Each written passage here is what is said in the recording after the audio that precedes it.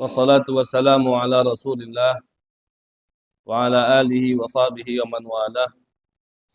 Rabbi shrah li sadri wa yassir li amri wahlul 'uqdatam min lisani yafqahu qawli wa saddid lisani wahdi bihi qalbi bijahin nabi wal ali.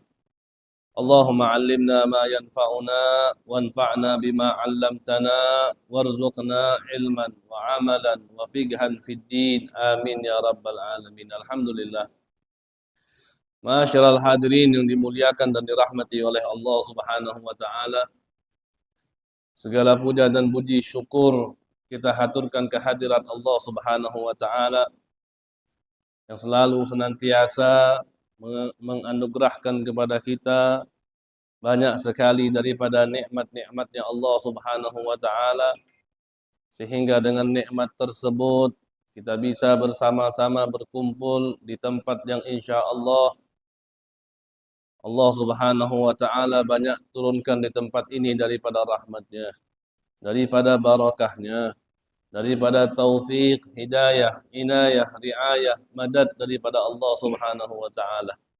Sehingga dengan hadirnya kita di sini, kita bisa mendapatkan apa yang kita niatkan, semoga dikabulkan oleh Allah Subhanahu wa taala.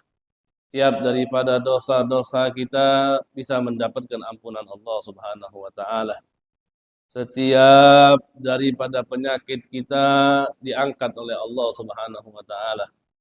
Tiap daripada umur kita dipanjangkan dalam taat kepada Allah dan selalu berkhidmat untuk menyenangkan hati baginda Nabi besar Muhammad sallallahu alaihi wasallam. Ma'asyiral hadirin yang dimuliakan juga dirahmati oleh Allah Subhanahu wa taala. Kita melanjutkan pelajaran kita di minggu yang lalu, yang mana kita sudah mengkaji bahwasannya di dalam dosa tentunya ada beberapa dosa. Dari dosa apa yang kita lakukan itu terkait tidak lepas dari tiga hal. Yang pertama adalah dosa kita meninggalkan kewajiban yang sudah ditentukan oleh Allah Subhanahu wa taala. Yang kedua adalah dosa yang kita lakukan atas segala hal yang sudah dilarang oleh Allah Subhanahu wa taala. Yang ketiga adalah dosa antara kita dan sesama.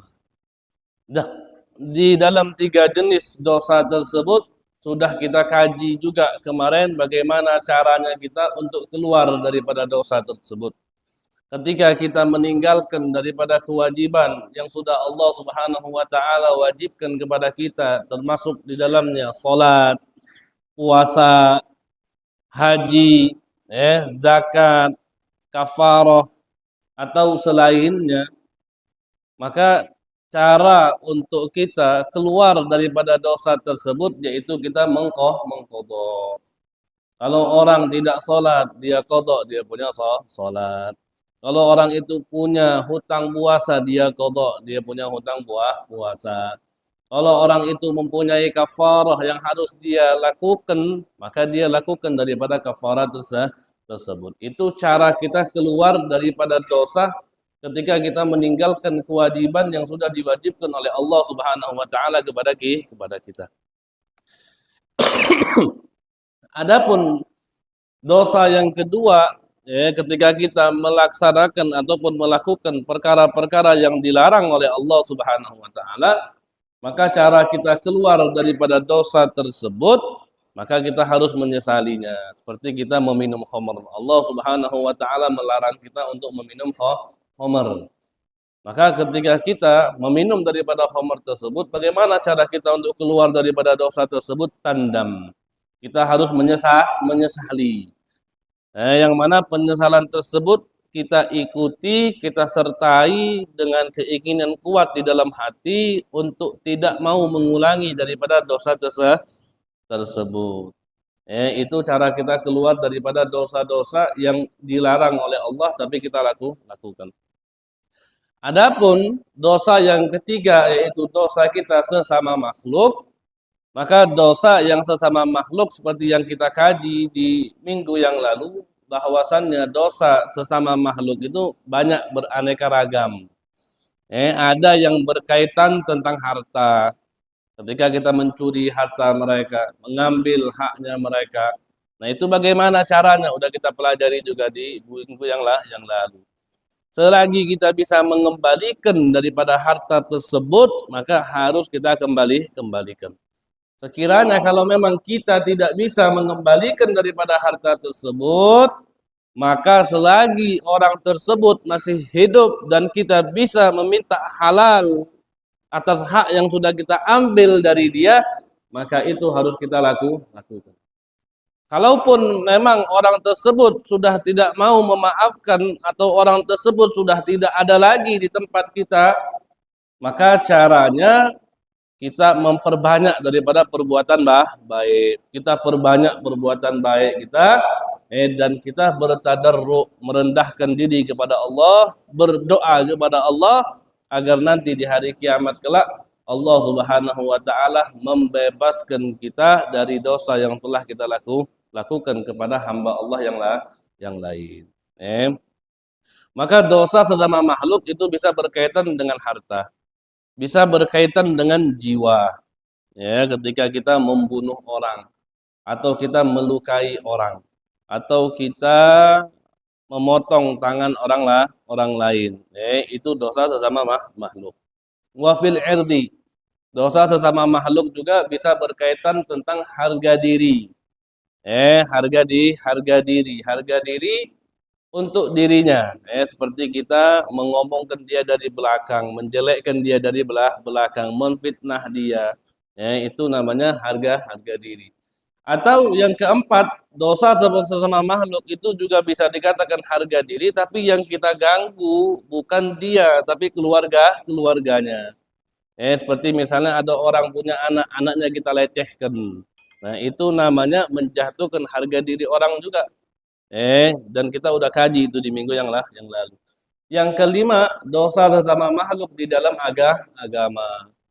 Misalnya kita katakan, wah ente ini kafir karena ente pernah ngomong seperti ini. Wah ente ini bid'ah, ente ini wahabi, ente ini seperti ini, dan yang lainnya misalnya. Maka itu juga termasuk dosa di dalam agama, bahkan disebutkan itu adalah dosa yang paling fatal. Itu adalah dosa yang paling fatal. Maka di dalam 5 dosa sesama makhluk yang sudah kita sebutkan ini, sudah kita kaji semua di minggu yang lalu, bagaimana cara kita menyelesaikan daripada dosa-dosa sesama makhluk. Yang penting ketika kita berbuat dosa sesama makhluk, itu dosa tidak mungkin lepas. Tidak mungkin lepas. Kalau kita dosa kepada Allah, seperti kita minum khamr atau kita meninggalkan salat, dengan kita istighfar, dengan kita menyesal, dengan kita datang kepada Allah dengan menangis, bersujud, merendahkan diri, meminta ampunan kepada Allah, maka mungkin kita bisa mendapatkan ampunan Allah. Akan tetapi ketika dosa itu sesama makhluk, itu tidak mungkinlah lepas. Tidak mungkinlah lepas. Harus kita meminta ridha kepada orang yang sudah kita zalimi.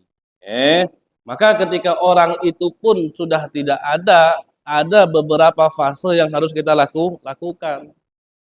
Untuk apa? Untuk tadi mengcover daripada dosa yang belum bisa kita minta ampun di dunia. Makanya salah satunya yang kita kaji kemarin, kalau memang kita tidak bisa meminta halal kepada orang yang kita zalimi pada saat di dunia, apa yang dianjurkan setelahnya? Perbanyaklah berbuat baik. Kenapa kita disuruh berbanyak berbuat baik? Karena nanti ketika di akhirat kelak, amal baik itulah yang akan menyelamatkan kita dari dosa yang belum termaafkan di dunia. Kalau memang orang tersebut meminta daripada amal baiknya kita kasih amal baiknya. Kalau amal baiknya banyak, maka masih banyak sisanya. Maka ketika kita merasa diri ini ada salah sama orang, dan orang tersebut sudah tidak ada, atau ahli warisnya pun sudah tidak ada, maka tadi perbanyaklah berbuat baik dan berbanyaklah berdoa kepada Allah Subhanahu wa taala agar Allah Subhanahu wa taala memberikan kita keselamatan di dunia maupun di akhirat. Maka kemudian di sini Al-Imam Al-Ghazali beliau mengatakan, kata Imam Al-Ghazali, wa jumlatul amri ay hasilul kalami, kesimpulan perkataan yang sudah kita kaji kemarin itu. Kesimpulannya apa kata Imam Al-Ghazali? Fama amkanaka min irda'il khusumi amilta. Selagi kita bisa meminta ridho kepada orang yang sudah kita zalimi, kata Imam Al-Ghazali, amil kita lakukan. Bagaimana caranya kita meminta ridho kepada orang yang kita zalimi? Kita berlembut hati dengan mereka. Kita berbuat baik dengan mereka. Sejahat apapun mereka dengan kita, seacuh apapun mereka kepada kita, kita harus berlembut dan berbuat baik kepada mereka agar kita mendapatkan ridhonya mereka. Sebisa mungkin. Walaupun mereka misalnya ketika kita mau minta maaf, mereka usir kita. Ketika kita gedor pintu mereka, misalnya nggak mau dibuka sama mereka, kita tunggu. Kita tunggu walaupun di dalam keadaan yang panas, dalam keadaan yang hujan pun kita tunggu sampai kita bisa mendapatkan ridhonya mereka atas hak yang sudah kita ambil dari mereka. Fama amkanaka min irda'il khusumi amil. Kata Imam Al-Ghazali, maka selagi bisa kamu meminta ridho kepada orang yang kamu zalimi, amil tak kamu lakukan, kata Imam Al-Ghazali. Wa ma lam yumakkinka, dan ketika kamu tidak bisa untuk meminta ridho kepada orang yang telah kamu zalimi, raja'ta ilallah. Kamu kembalikan perkara itu semuanya kepada Allah. Bitadarru, dengan kamu merendahkan diri kepada Allah, berdoa kepada Allah, bertaubat, meminta ampun kepada Allah Subhanahu wa ta'ala. Wat tasadduqi, tasadduq di sini at-tasadduq bukan as-sidqi, wat tasadduq. Dan kita bersedekah. Misalnya kalau kita punya uang, kita mengambil hartanya orang lain, atau kita ghasab, kita meminjam harta orang lain tanpa izin. Ketika kita mau meminta ridho kepada orang tersebutnya sudah tidak ada. Atau sudah kita coba untuk meminta ridho kepada dia, tapi dia tetap tidak mau maafkan kita sampai dia meninggal duluan misalnya. Kemudian kita tidak bisa mendapatkan ridhonya. Maka bagaimana caranya? Kembali kepada Allah, kemudian at-tasadduq bihi. Kita sedekah dari rezeki yang halal atas nama orang yang sudah kita zalimi. Jangan sedekahnya dengan rezeki yang haram, itu sama saja. Sedekah juga dengan rezeki yang halal, yang kita dapatkan. Liyurdiyahu anka, agar Allah Subhanahu wa ta'ala nanti di hari kiamat bisa membuat ridho orang ini. Fayakunu dzalika fi masyiatillahi subhanahu yaumal qiyamah. Maka itu semua akan berlangsung sesuai dengan kehendaknya Allah Subhanahu wa ta'ala nanti di hari kiamat. Terus mau gimana lagi? Misal gini, kita melakukan dosa kepada makhluknya Allah. Kita zalim kepada mereka, atau kita sudah mengambil haknya mereka. Ketika kita datang ke rumahnya, kita minta ridhonya, kita mau selesaikan daripada masalah kita, orang ini tetap gak mau. Dia tidak mau memberikan kita ridhonya. Dengan kita sudah memaksa, dengan kita sudah kasih kelembutan, dengan kita sudah berbaik kepada dia, dengan kita sudah berkorban, dan kita sudah begitu merasa bersalah. Kita bertaubat kepada Allah atas segala dosa, itu sudah kita lakukan semua. Akan tetapi orang tersebut masih mau tidak memaafkan kita. Maka bagaimana solusinya? Mau nggak mau, solusinya kita kembali kepada Allah. Kita kembalikan itu semua kepada Allah Subhanahu wa ta'ala. Kita meminta ridho kepada Allah, kita serahkan ini kepada Allah. Nanti urusannya di hari kiamat, urusannya sama Allah Subhanahu wa ta'ala. Fi masyiatillahi subhanahu yaumal qiyamah. Yang di sini ada beberapa cara. Ada beberapa cara yang diajarkan oleh Al-Imam Al-Ghazali di dalam kitab Ihya. Yang mana cara ini, bagaimana sih caranya kita ini untuk menebus daripada dosa yang sudah kita lakukan. Di sini Al-Imam Al-Ghazali di dalam kitab Ihya-nya beliau mengatakan, "Famata ta'allaqa bihi haqqullahi ta'ala tadarakahu bin nadami wat tahassuri ma'at tadarru' wal ibtihal wa tarki ma lahu fil mustaqbali wal ityan bil hasanat allati hiya adaduna ay al ma'asi." Kata Imam Al-Ghazali, ketika ada dosa, yang mana dosa tersebut itu berkaitan tentang haknya Allah. Bukan berkaitan tentang makhluk, tapi berkaitan tentang haknya Allah. Seperti kita minum khamar, seperti misalnya dia berzina. Ketika dosa tersebut berkaitan tentang haknya Allah, maka kita bisa menghapus ataupun mengganti mengganjel dosa tersebut dengan apa? Beliau katakan bin nadami wat tahassur, dengan rasa penyesalan. Dengan rasa penyesalan yang dibarengi dengan rendah diri dan selalu berdoa kepada Allah Subhanahu wa taala. Dan dia tinggalkan dosa yang sudah lalu, kemudian di yang akan datang dia perbanyak daripada perbuatan baik. Nah, itu caranya kalau misalnya dosa tersebut berkaitan tentang haknya Allah. Fayuqabilu ida'un nasi ay in kana adahum bil ahsani ilaihim. Terus kalau misalnya dosa itu berkaitan dengan manusia, misalnya kita mengganggu mereka, kita mengejek mereka, itu bagaimana caranya? Kata Imam Al-Ghazali bil ihsani ilaihim. Cara untuk menghapusnya dengan kita berbuat baik kepada mereka. Berbuat baik kepada mereka. Wa yukaffiru ghasbu amwalihim bitasadduqi 'alal fuqara bimilkihi al-halal. Dan cara kita menghapus ataupun menjadikan kafarah daripada dosa ketika kita menggosok. Gosok itu mengambil harta orang lain atau memakai harta orang lain tanpa izin. Seperti misalnya ada sendal di masjid misalnya.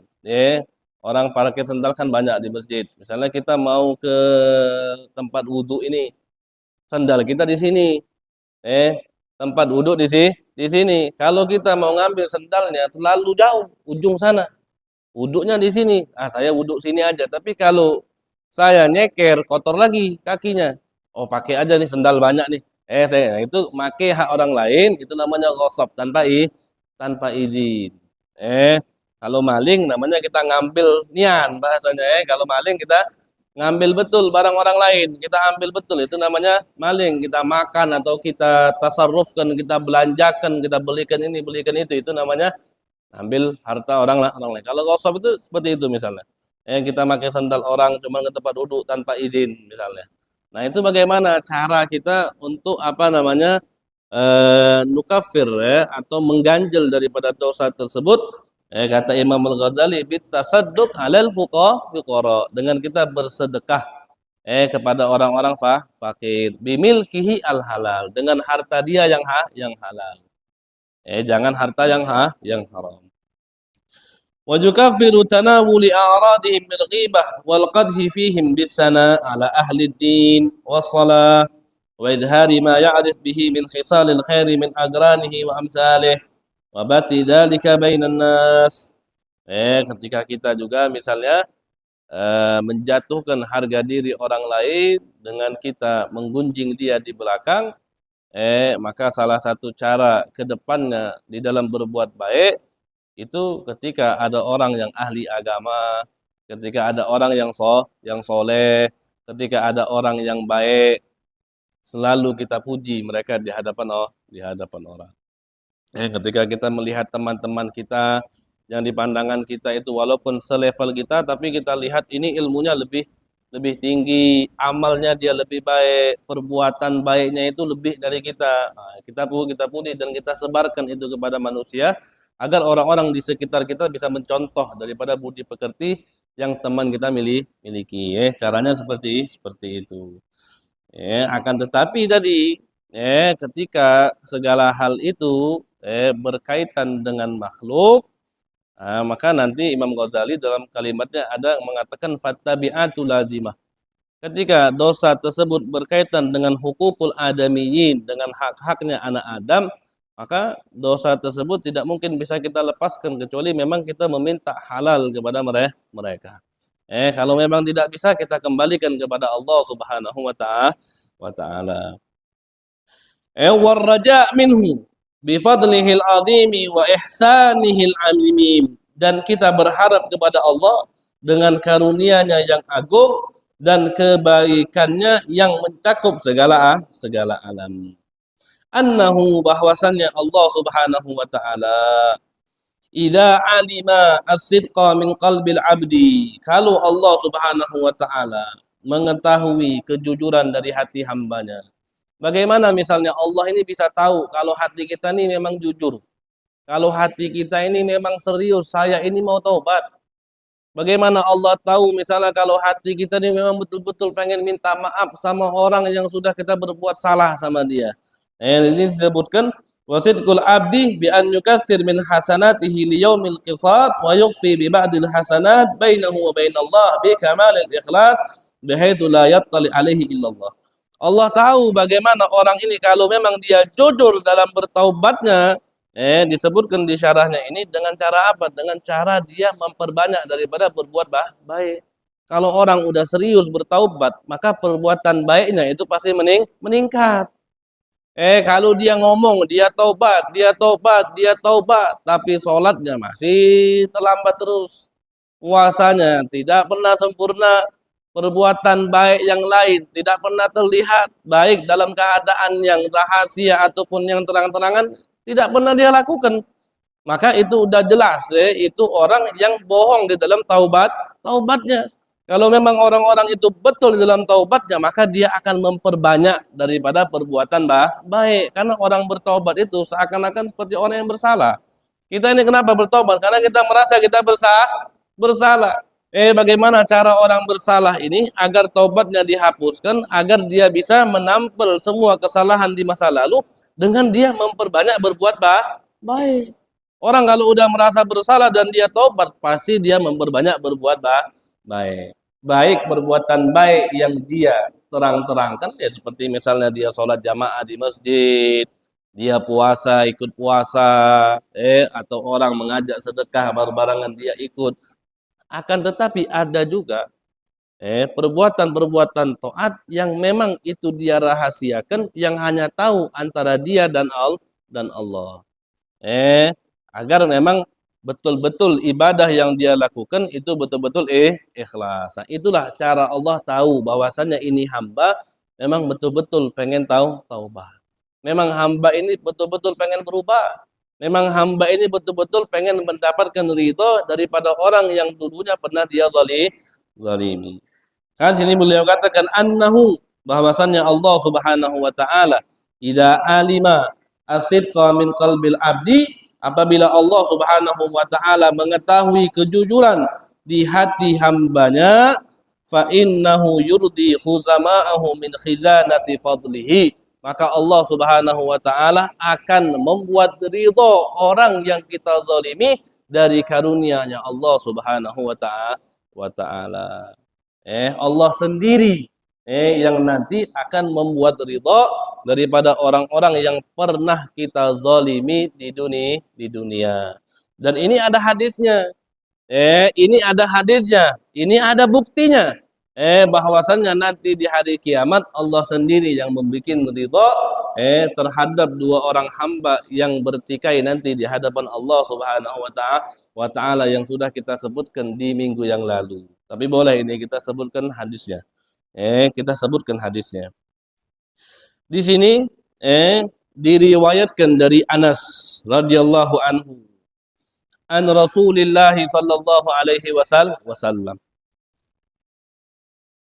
annahu qala bainama Rasulullah sallallahu wasallam jalisun id ra'ainahu yadhak hatta badat sanayahu.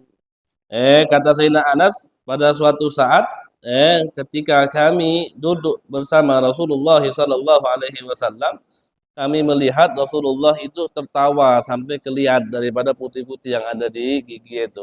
Ketawa betul, Nabi ketawa. Faqala Umar radhiyallahu anhu, "Ma yudhikuka ya Rasulullah bi abi anta wa ummi?" Wahai Rasulullah, kata Sayyidina Umar, apa yang membuat kamu ketawa wahai Rasulullah? Kata Nabi, qala rajulani min ummati jasaya baina yaday rabbil izzah. Dua laki-laki daripada umatku, kata Nabi besar Muhammad, duduk di hadapan Allah Subhanahu wa taala. Faqala ahaduhuma, maka salah satu daripada dua orang laki-laki ini berkata kepada Allah, "Ya Rabb, wahai Allah, khudli mazlamati min akhi, ya Allah, ambillah hak aku ini. Aku ini udah dizolimi oleh saudaraku ini, ambilkan haknya untuk aku," kata orang tersebut. Faqala Allah Ta'ala, "A'ti akhaka madlamatah." Kata Allah kepada laki-laki yang menzolimi laki ini, kata Allah, ya berikan saudara ini haknya. Kau udah zolimi kau udah menzolimi dia di dunia, kau berikan haknya. Maka laki-laki yang menzolimi laki-laki ini dia katakan, "Ya Rabb, lam yabqa min hasanati syai'." Dia bilang, "Ya Allah, tidak tersisa daripada kebaikanku itu sedikit pun enggak ada. Aku mau kasih apa haknya ya Allah? Aku mau balikan kezoliman yang dulu aku lakukan, mau aku berikan daripada kebaikanku ya Allah, enggak ada. Kebaikanku ini enggak ada, kosong semua ya Allah." Waqala Allah Ta'ala li-talib, maka Allah katakan bagi orang yang meminta haknya tadi, "Kaifa tasna bi akhika wa lam yabqa min hasanatihi syai'." Kata Allah, kau mau buat apa kepada saudaramu ini? Baiknya aja dia enggak punya, kata Allah. Mau kamu ambil apa? Mau kamu ambil apa haknya kamu dari dia? Baiknya saja dia enggak punya, kata Allah. Maka laki-laki tersebut katakan, "Qala ya Rabb, yatahammal anni min auzari." Ya Allah, kalau memang dia baiknya enggak ada, biarkan dia ambil daripada kejelekanku ya Allah. Biarkan dia ambil daripada dosaku ya Allah. Biarkan dia bawa daripada maksiat-maksiat di dunia, bawa untuk dia ya Allah. Ketika Nabi mendengar daripada perkataan laki-laki tersebut, kata Sayyidina Anas, "Wa fadat aina Rasulillah sallallahu alaihi wasallam bil buka."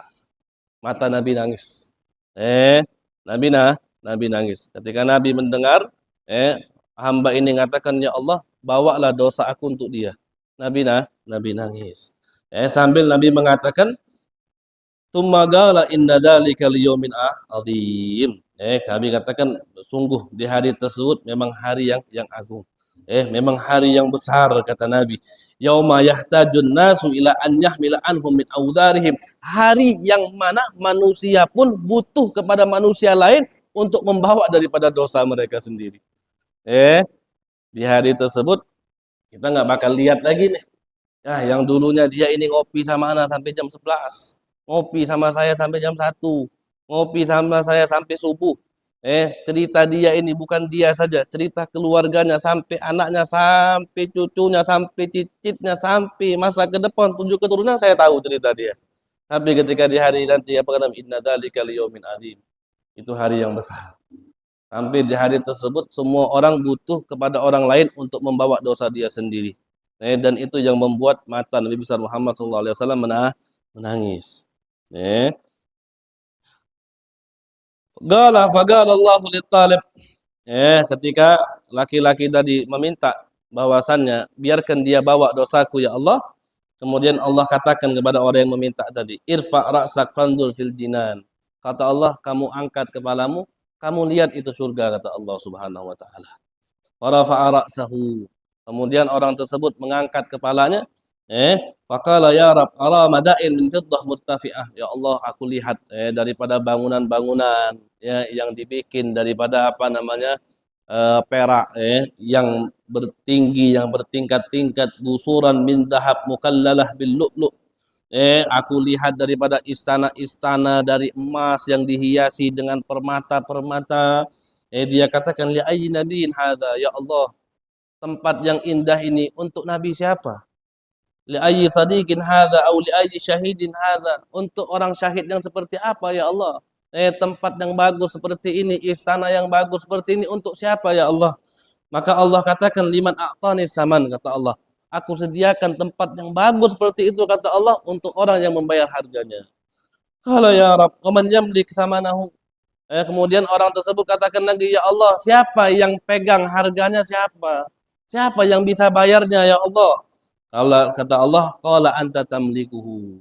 Allah ngomong sama orang yang minta dosa, yang minta haknya kepada laki-laki ini, kata Allah, kamu punya.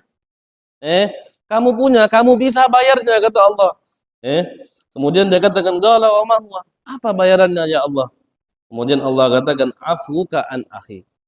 Ketika kamu memaafkan saudaramu, kalau kamu mau maafkan saudaramu, itulah bayarannya, kata Allah Subhanahu wa taala.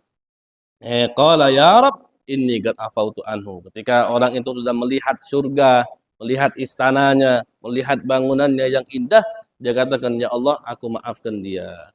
Kemudian Allah Subhanahu wa taala suruh mereka berdua masuk daripada surganya Allah Subhanahu wa taala. Ini adalah bukti bahwasannya ketika kita memang betul-betul ingin bertaubat, ingin kembali ke jalannya Allah Subhanahu wa taala, maka dengan kejujuran daripada hati kita, insya Allah kita bisa mendapatkan keridhaan dari orang yang kita zalimi melewati jalur daripada maslahat ataupun pengadilannya Allah Subhanahu wa taala. Dan ini adalah akhlaknya Allah. Jadi jangan dikira ketika kita mentaslih, menislah, ketika kita mempersatukan orang yang sedang ribut, itu bukan hanya akhlaknya Nabi. Itu adalah akhlaknya Allah. Allah itu sangat senang untuk mempersatukan hamba-hambanya Allah. Membikin yang satu ini memaafkan satu yang lain. Itu daripada salah satu sifatnya Allah Subhanahu wa taala. Makanya ini adalah perbuatan yang paling istimewa, perbuatan yang paling agung ketika ada orang yang selalu bisa untuk mengislah zatil bain, menyatukan antara dua orang yang lagi berselisih. Menyatukan antara dua orang yang lagi berselisih, itu bukan hanya akhlaknya Nabi, tapi ini juga daripada akhlak ataupun sifatnya Allah Subhanahu wa taala, perkara-perkara yang paling disukai, disenangi oleh Allah Subhanahu wa taala. Kemudian warraja minhu bi fadlihi al-'azimi wa ihsanihi al-amimi annahu idza alima sidqa min qalbil 'abdi fa innahu yurdi khusama'ahu anhu min khidanati fadlihi wala hukma. Maka ketika nanti di hari kiamat, maksudnya kita tidak bisa lagi untuk membuat orang itu ridho kepada kita, udah nggak ada lagi. Kalau kita mau bikin orang itu ridho atas dosa yang kita lakukan kepada dia, waktunya di dunia. Kalau udah di akhirat nggak ada lah lagi, nggak ada hukum di akhirat kecuali hukumnya Allah. Nggak ada pengadilan di akhirat kecuali pengadilannya Allah Subhanahu wa taala. Fa'alam hadhihi haqqaha rasyidan fahadhihi hadhihi. Maka ketahuilah dari apa yang kita sebutkan ini sebenar-benarnya. Fa idza anta amilta ma wasafna, maka ketika kamu melakukan dari apa yang sudah kami jelaskan di atas, ketika kalian sudah melakukan dari apa yang sudah dijelaskan di atas, apa yang sudah dijelaskan di atas tadi, dari kita menyesal dari dosa yang kita lakukan, kemudian kita bertadarruk kepada Allah Subhanahu wa taala, wa barra'tal qalba an ikhtiyari misliha, dan kita sudah bebaskan hati ini untuk tidak melakukan lagi dosa-dosa yang pernah kita lakukan fil mustaqbal, di masa yang akan datang. Faqad kharajta minadz-dzunubi kulliha. Ketika kita sudah menyesal, kemudian kita bertadarruk kepada Allah dan kita tidak mau lagi untuk melakukan dosa tersebut di masa yang akan datang, maka ketahuilah bahwasannya kita sudah terlepas daripada dosa tersebut. Artinya kita punya dosa itu kemungkinan bisa mendapatkan ampunannya Allah Subhanahu wa taala. Faqad kharajta minadz-dzunubi kulliha. Wa in hasalat minka tabri'atul qalbi wa lam yahsul minka qada'ul fawaiti wa irda'ul khusumi fattabi'atu lazimatun wa sa'iruz dzunubi maghfurah. Tapi terkadang kita ini mendapatkan kebebasan dalam hati artinya kita memang tidak mau lagi untuk melakukan daripada dosa yang dulu pernah kita lakukan. Akan tetapi terkadang ada dosa-dosa yang kita sebutkan tadi yang perlu kita qadha. Seperti sholat, seperti sholat, seperti apa lagi puasa, seperti misalnya ada kafaroh. Nah, itu kan dosa-dosa yang perlu kita qadha. Kalau memang hati kita sudah terbebas daripada dosa-dosa tersebut, tapi misalnya belum kita qadha atau ada hak-haknya Bani Adam yang belum kita selesaikan, maka itu tidak bisa terlepas, tidak bisa terlepas. Haknya itu harus kita selesaikan terlebih dahulu. Wasailuz dzunubi maghfura. Akan tetapi dosa-dosa yang lain kalau kita udah menyesal dan di dalam hati ini sudah tidak mau melakukan lagi, dosa-dosa yang lain diampunkan oleh Allah, tapi yang belum kita qadha, yang belum kita selesaikan urusannya antara Bani Adam, maka itu juga belum selesai, belum bisa terhapus. Kapan bisa terhapusnya? Ketika kita meminta ridho kepada mereka. Kapan bisa selesai daripada qadhanya? Ketika kita udah mulai mengqadha. Misalnya ada orang sholat, sholatnya 1 tahun mungkin bolong-bolong, pas dia pikirkan, dia kalkulasikan, oh saya ini kira-kira tidak sholat selama 3 bulan, 4 bulan, 5 bulan. Ketika dia masih punya waktu untuk mengqadha itu, maka harus dia qadha. Harus dia qadha. Walihadal babi syarhun yatul. Dan di dalam bab ini syarahnya panjang, panjang. Bab taubat ini panjang sekali syarahnya. Kata beliau enggak mungkin di dalam kajian ini saya sebutkan semuanya. Fala yahtamiluhu hadal mukhtasar. Ini kitab ini adalah kitab ringkasan. Bukan kitab yang memang mau mengkaji semuanya. Mau mensyarahkan semuanya, mau menjelaskan semuanya, tidak. Ini kitab yang ringkas. Kalau kitab yang ringkas biasanya disebutkan hanya poin-poinnya saja. Enggak mungkin dia syarahkan semua.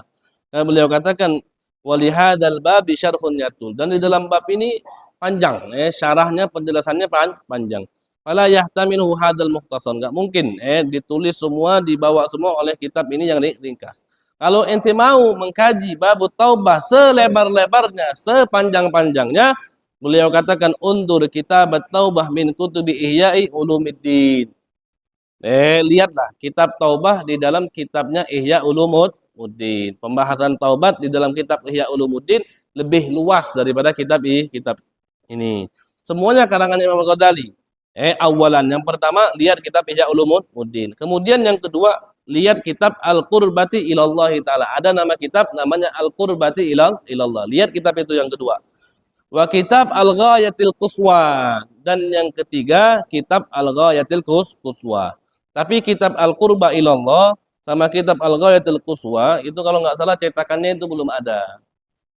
Sudah dicari di mana-mana tempat sampai salah satu percetakan terbesar di Mesir itu nyari juga manuskrip daripada karangan Imam Ghazali dalam 2 kitab ini pun tidak ada. Makanya jarang kitab ini adanya, jarang. Kitab Al-Qurbati Ilallah sama Al-Ghayatul Quswa ini jarang adanya. Ketika kalian lihat daripada 3 kitab itu, kata beliau, tajid fawaida katsiratan, maka kalian akan melihat daripada faedah-faedah yang banyak. Wa syarhan jamma, dan syarah-syarah juga yang banyak. Walladzi dzakarnahu hahuna wal aslul ladzi la budda minhu wa billahi taufiq. Faslun. Kita kaji sedikit. Faslun. Kita pembahasan yang lain. Fi bayani haqiqatit taubah wa ma jaa fi dzalika min aqwalis salaf. Di dalam bab yang menjelaskan tentang hakikatnya taubat dan apa saja di dalam taubat itu yang datang daripada perkataan-perkataan salaf. Perkataan-perkataannya salaf. Summa'lam. Kemudian ketahuilah. Yakinan, secara yakin. Anna hadhil aqabah, bahwasannya ini jalan, yaitu jalan taubat, aqabatun su'batun, yaitu jalan yang susah. Amruha muhim. Perkara taubat ini perkara yang penting. Bagi orang yang pengen dia untuk sampai kepada akhirat, maka perkara taubat adalah perkara yang amat penting. Wa dararuha azim, bahayanya juga besar. faqad falagat balagana, telah sampai kepada kami, anil ustadi Abi Ishaq al-Isfara, bacanya al-Isfaraini, telah disampaikan kepada kami dari ustad yang bernama Abi Ishaq al-Isfaraini rahimahullahu subhanahu wa ta'ala. Abi Ishaq al-Isfaraini ini namanya Ibrahim bin Muhammad bin Ibrahim, namanya Ibrahim bin Muhammad bin Ibrahim. Jadi Abi Ishaq al-Isfaraini itu namanya Ibrahim bin Muhammad bin Ibrahim. Ini adalah ulama besar, ulama al-faqih, ahli fikih, al-arif, ulama yang mengenal Allah Subhanahu wa taala, al-mutakallim, di dalam tauhidnya pandai, al-usuli, di dalam ilmu usulnya pandai. Jadi ada namanya ilmu fikih, ada namanya ilmu usul, fikih sama usulul fikih. Usulul fikih ini bagaimana caranya seorang mujtahid dia beristinbat, mengambil hukum dari ayat ataupun dari hadis baginda Nabi besar Muhammad sallallahu alaihi wasallam. Itu namanya ilmu usul. Ilmu usul. Ilmu usul ini ilmu penting. Ilmu penting. Asy-Syafi'i, mazhabnya mazhab Syafi'i. Jadi Abi Ishaq al-Isfaraini ini apa sih cerita dia ini? Beliau katakan, wa kana minar rasikhina fil ilmi al-amilina bihi annahu qala, beliau katakan, da'autullaha subhanahu salatina sanatan an yarzuqani taubatan nasuhan, aku berdoa kepada Allah subhanahu wa ta'ala selama 30 tahun, kata beliau. Aku berdoa kepada Allah selama 30 tahun, an yarzuqani taubatan nasuhan, agar Allah subhanahu wa ta'ala memberikan aku taubat yang nasuha, taubat yang sebenar-benarnya taubat. Tsumma ta'ajjabtu fi nafsi, kemudian aku kaget dengan diriku sendiri, kata beliau. Wa qultu, dan aku katakan, subhanallah, maha suci Allah, hajatun da'atullah subhanahu fiha talatina sanatan fama qudiyat ilal an. Apa yang dia kagetkan dengan diri dia? Kata beliau, satu hajat, yang mana hajat ini aku berdoa kepada Allah selama 30 tahun, sampai sekarang itu belum dikabulkan oleh Allah Subhanahu wa taala. Aku berdoa kepada Allah selama 30 tahun agar Allah Subhanahu wa taala memberikan aku taubat yang nasuha, selama 30 tahun sampai sekarang itu taubat belum dikasih oleh Allah Subhanahu wa taala.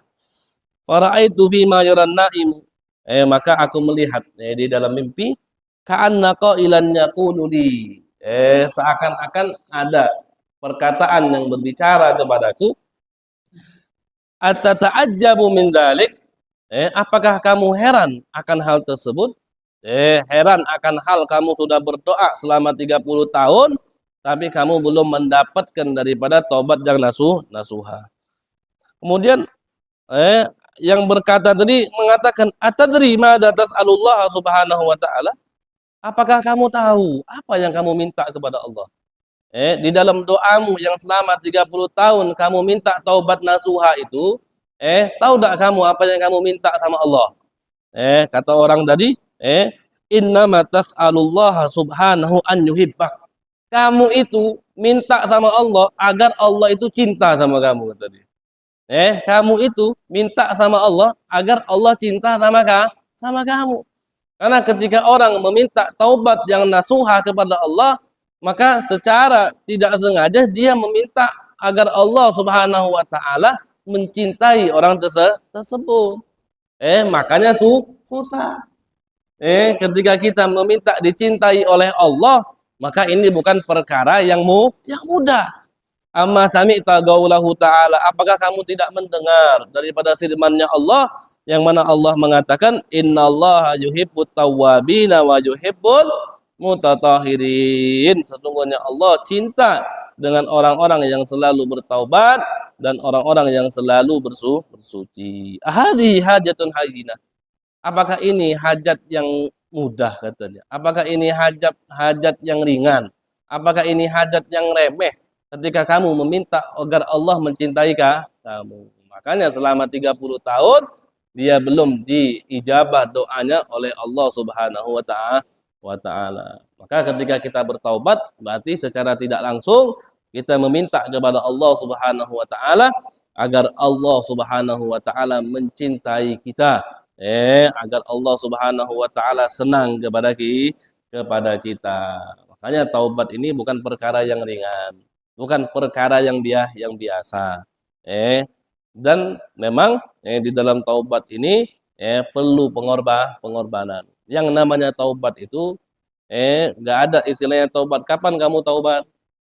Oh, saya taubat nantilah. Nunggu saya umur 40 tahun. Karena kalau masih muda ini masih semangat-semangatnya, nafsunya itu masih tinggi, ya, masih tinggi. Nafsunya tinggi, badannya masih sehat. Sayang lah kalau saya taubat sekarang sayang. Eh, mending saya taubatnya kalau udah umur 40 tahun. Orang itu kalau udah 40 tahun memang banyak di rumah, ya, banyak uzlahnya, lebih sibuk sama keluarga. Nah, di saat itu baru saya taubat, baru saya khusyuk ibadah. Enggak ada, itu namanya bukan taubat. Di dalam salah satu hadis, Nabi besar Muhammad SAW mengatakan, banyaknya penduduk ahli neraka, yang teriak-teriak di neraka itu orang-orang yang mutasawwif. Kata Nabi, apa yang mutasawwif? Mutasawwif itu orang-orang yang entar-entarkan, nantikan. Kapan mau ini? Nanti saja. Kapan mau ini? Nanti saja. Nah, yang seperti itu kata Nabi, banyak penghuni ahli neraka. Karena siapa yang tahu ajal kita ini? Semua itu adalah sesuatu hal yang majhulah. Ajal itu sesuatu hal yang tidak kita tahu. Kapan kita matinya? Kapan kita jatuh sakitnya? Kapan kita terpuruknya? Kapan kita dapat musibah ini, dapat musibah itu adalah sesuatu hal yang tidak kita ketahui. Jadi kalau orang itu memang betul-betul dia pengen taubat dan taubatnya nasuha, ya pada saat itu ketika dia udah sadar, taubatlah di situ, jangan ditunggu-tunggu. Jangan entar. Seperti itu.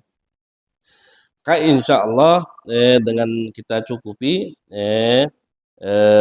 daripada pengajian kita di malam hari ini, insya Allah akan kita lanjutkan lagi di pertemuan yang akan datang. Insya Allah kita mendapatkan pencerahan dengan pengajian kita di minggu ini, dan kita bisa menjadi hamba yang selalu mau bertaubat kepada Allah Subhanahu wa taala. Jadi pelajaran kita, taubat itu memang sesuatu hal yang sulit, memang perkara yang besar, karena di dalam taubat kita meminta Allah Subhanahu wa taala agar mencintai kita sebagai makhluknya Allah Subhanahu wa taala. Ketika orang ingin dicintai kepada orang yang begitu besar, itu pun susah, apalagi kita pengen dicintai oleh Allah. Apalagi kita pengen dicintai oleh Allah. Akan tetapi sesuatu hal itu bukanlah yang mustahil. Kita bisa mendapatkan kedudukan sebagai hamba yang dicintai oleh Allah, itu bukan sesuatu hal yang mustahil. Baik dia dari desa yang paling pelosok, dari tempat yang paling terpencil, dari rumah yang paling kecil, dalam keadaan yang paling menyedihkan, Allah Subhanahu wa taala tahu dari apa yang terlintas, apa yang terlirik daripada hati seorang hambanya. Maka itu semua tidak ada yang mustahil. Ketika Allah di masa yang lalu mampu untuk memberikan daripada karunia-karunia-Nya kepada orang-orang terdahulu, maka orang-orang yang sekarang pun masih bisa mendapatkan karunia Allah Subhanahu wa taala. As-sagi bagi. Zat yang memberi itu kekal, Allah Subhanahu wa taala. Jadi misalnya kalau kita dengarkan orang soleh yang seperti ini, kedudukannya seperti itu, dapat makomnya begitu besar, dapat Allah cinta sama dia, kedudukannya begitu tinggi, apa yang Allah berikan kepada mereka bisa Allah berikan kepada kita. Jadi kita jangan kecewa, kita jangan merasa takut, kita jangan merasa, oh saya ini hidup di zaman yang sudah jauh sekali dengan zamannya Nabi. Nabi sudah hidup di tahun, udah masa kita ini lewat udah 1446 Hijriah sekarang 47. 1400-an lebih sudah. Zaman Nabi itu udah berapa abad udah lewat. Kita ini kan Nabi katakan khairul qurun qarni, tsummal ladzina yalunahum, tsummal ladzina yalunahum. Sebaik-baiknya masa itu masa aku, kata Nabi. Kemudian setelahnya. Berarti semakin akhir itu zaman, semakin jelek. Semakin akhir itu zaman, semakin. Tapi bukan mengartikan bahwasannya di zaman semakin jauhnya kita sama zaman Nabi berarti zaman kita ini semakin jelek, tapi tidak menafikan individu orang. Bisa saja walaupun hidupnya di zaman yang 1400 tahun ini mungkin kita bisa mendapatkan kebaikan, kedudukan yang lebih tinggi orang yang hidup di zamannya baginda Nabi besar Muhammad sallallahu alaihi wasallam. Enggak untuk kemungkinan. Asagi bagi, karena Allah itu kekal. Kekayaan Allah itu enggak ada habis-habisnya. Kebaikan Allah itu enggak ada habisnya. Disebutkan dalam hadis qudsi bahwasannya kekayaan Allah itu ibaratnya lautan yang mana ketika Allah Subhanahu wa taala udah berikan kebaikannya itu dari zaman Nabi Adam sampai nanti hari kiamat kelak. Allah berikan semua, per orang Allah berikan kebaikannya. Si fulan Allah berikan ini, si fulan Allah berikan ini, si fulan Allah berikan ini. Semuanya dari Nabi Adam sampai akhir Allah berikan semua kebaikannya. Itu setetes pun tidak mengurangi daripada air laut itu. Daripada kekayaannya Allah Subhanahu wa taala. Jadi ini adalah motivasi untuk kita, semangat untuk kita. Apa yang didapetin oleh mereka yang lebih dulu bisa juga kita dapetin di masa kita. Poinnya mau atau tidak. Poinnya mau atau tidak. Kita mau tidak mendapatkan kedudukan seperti itu. Kalau kita mau mendapatkan kedudukan yang seperti itu, ayo kita beramal seperti amalnya mereka. Makanya kenapa sih pentingnya cerita-cerita ini? Dan cerita itu bukan penting untuk kita saja, bahkan Nabi besar Muhammad SAW untuk menguatkan hatinya, Allah Subhanahu wa taala ceritakan kepada Nabi cerita-cerita Nabi yang dulu. Makanya sampai sekarang ini ketika kita membaca Al-Qur'an, kita bisa tahu bagaimana ceritanya Nabi Nuh. Kita bisa tahu ceritanya Nabi Adam. Kita bisa tahu ceritanya Nabi Lut, Nabi Ad, Samud dan yang lainnya. Kenapa kita bisa tahu itu semua? Karena ini semua diceritakan oleh Allah dalam Al-Quran untuk menguatkan hati baginda Nabi besar Muhammad sallallahu alaihi wasallam untuk memotivasi di dalam Nabi berdakwah memperjuangkan agamanya Allah Subhanahu wa taala. Maka kita juga butuh dengan cerita-cerita yang seperti ini agar apa? Agar kita lebih semangat untuk melakukan apa yang telah mereka lakukan sehingga insya Allah kita bisa mendapatkan kedudukan apa yang Allah berikan kepada mereka, Allah juga berikan kepada kita. Insyaallah pertemuan di malam hari ini kita cukupkan dan kita lanjutkan insyaallah di malam-malam yang akan datang.